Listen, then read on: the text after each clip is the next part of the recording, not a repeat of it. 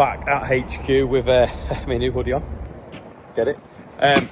Just gotta go and move some hay now.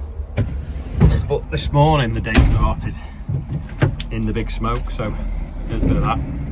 It's Wednesday morning, just gotta go and meet a couple of MPs in what they call PCH, which is Portcullis House. This is where we had the rally the other week, and we had the combine on Pancake Day. And I don't know if you can see, but there's police everywhere. And that is just because at PMQs, like Prime Minister's Question Time, Keir Starmer's got to come out of them gates and get down to the bottom of the road. And they need hundreds of police officers because there's that much people protesting him. It's madness. Like I say, there's more here than when we had thousands of farmers here the other week and closed the roads to drive around the block with the combine. Madness. We've just bumped into a guy with some bagpipes who's going to take over from this guy with bagpipes, and apparently it's like proper organised. They do it in shifts, and the guy that's just finished playing has been on this bridge since the 70s. So Peter's been here since 1979. He obviously goes home at night. I played on Oxford Street in 1979. And how long have you played on this bridge for? More than 20 years now. No way. Yeah, it was early 2000s we started coming down here. But randomly he's from Adelaide. I'm sorry, I forgot, is it? Neil is from New Zealand? Hawke's Bay, New Zealand. So it's a shift change. But yeah, if you're ever on the bridge, come and say hello. Drop some cash in the box. Or book him for weddings. There's his Instagram.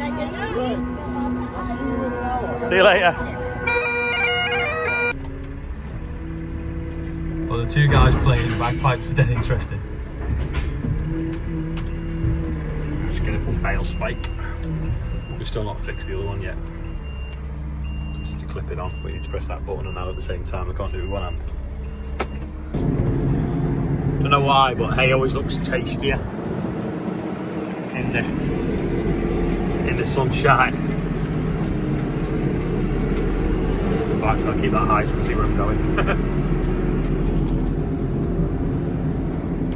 Before I head back to the yard, I'll show you this. So this grass field is the one that we did the drainage plough work on, and it had a bit of a hump in it. Anyway, the lads have power harrowed it and straw raked the whole field, so that is now ready for a roll-in, so it's nice and level now. We might have to reseed it a little bit, we'll just see what comes, to be fair, but yeah, it looks a lot flatter. Won't break the mower.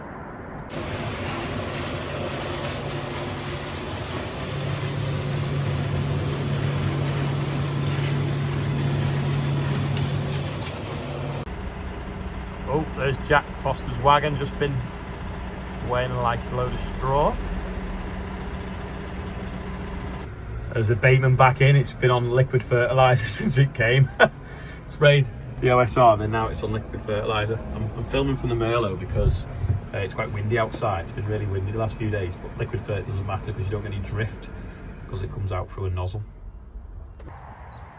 We have some wild animals in the field. And some little ones.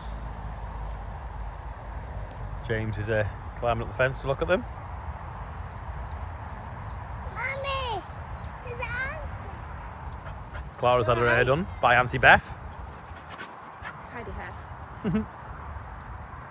Just inspecting this shavings he stored, dusty stuff. Nearly dry, just a couple of dark patches there that haven't quite dried fully, but we'll think it will be tomorrow, which is good. I'll show you in a bit what these do. These are the jack legs for taking the sprayer off, and they slide in the box section on the side of it, so go and have a look at that. I need to open these and see how good they look, but at least they're staying clean in the plastic. Dave and Rob did some chipping yesterday. Something did go through the chipper, but Rob's got it back up and running. So they chipped the pile. He's took it up to Adam's, screened it. That's come back, and then that's the oversized that can now go back through the chipper. Hopefully there's no bits of metal in it, which is what smashed the blades off it yesterday anyway.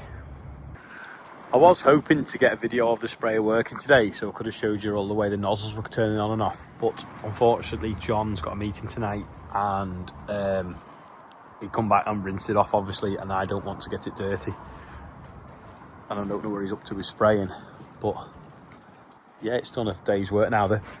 You can really see how it stands a bit higher than the other one because it's got slightly longer drop legs. So let me show you what the drop legs are.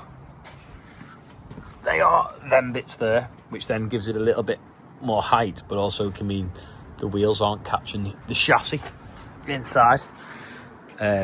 When it goes over bumps, they won't hit here, because the bigger the wheels, the bigger the gap you've got to have. John said it actually feels like it rides better than the other, so slightly bigger wheels will help. And then equally, it's on these VFs. And I think the profile's slightly bigger here as well. So yeah, says it's really comfortable, which is good. They haven't changed this though.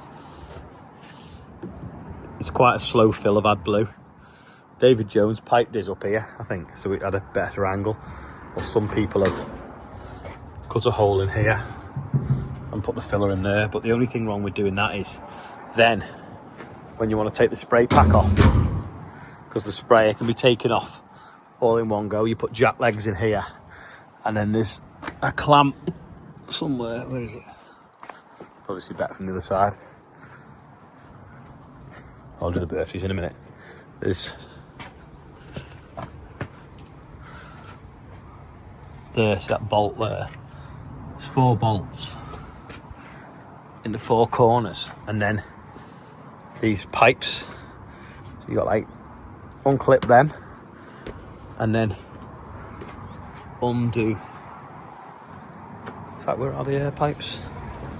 Oh yeah, undo them air pipes there. And the sprayer all goes off in one unit. I thought it used to have loads of air pipes there. Oh, I know why it doesn't. Of course it doesn't. Because now the nozzles turn on and off electrically, don't they, with that? Rather than turning on and off with air pipes all down the boom. So the boom's a lot simpler, it's just got cables on it. Yeah, the other one like had loads of things here, and then of course under this cupboard in there, some clip that so you can see.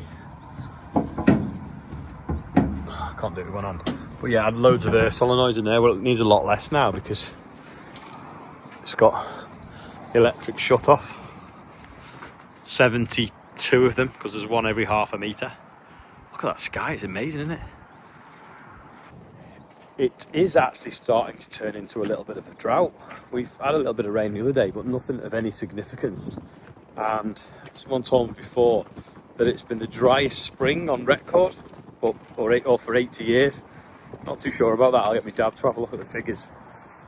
But no rain forecast for the next 2 weeks. That wheat, like I say, we put it in expecting it to stay wet. It didn't. So it's a little bit concerning that we have got a drought that started earlier than ever. Anyway, here's today's quiz question. Who's back?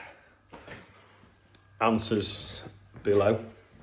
The bread, the wheat, so everyone seems to be getting on board. Lots of farmers were saying they knew nothing. It's quite echoing here, isn't it? Let's go back in there. Lots of farmers were saying they knew nothing about it. Well, that was obvious because it could not be communicated until the day it started. Otherwise, the big grain merchants would have realised and stocked up to give them the ability to cash in. So that was why it was never communicated yet, even though the plan has been in the pipeline for quite a while. Lots of people have messaged me and probably been talking to other people that have joined in, which is great. And then obviously the shops are starting to see some sort of shortage because food is so cheap. Everyone will just walk in and go, oh, while I'm here, I can see a loaf of bread, I'll buy an extra loaf of bread and probably stick it in the freezer. So the spike in demand really will empty the shelves far quicker than the fact that the wheat won't get to the mill and the mill won't make the flour and the flour then won't get to the bread makers. That'll probably take a week before the supply slow to the shops.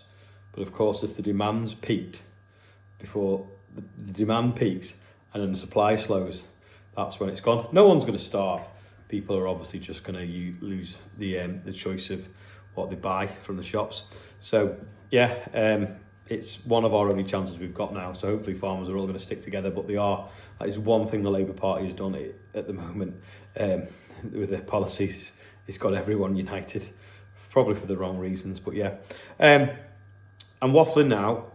Successful day in London the last few days. I don't know whether you saw the interview I did for GB News, but it's on here. It's probably the video under this one.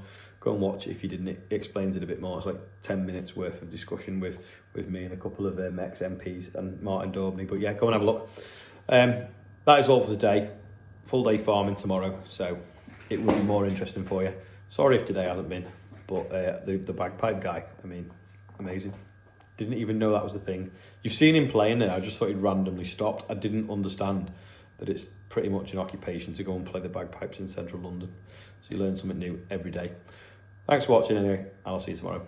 Just realised I never did the birthday bumper, so here it is.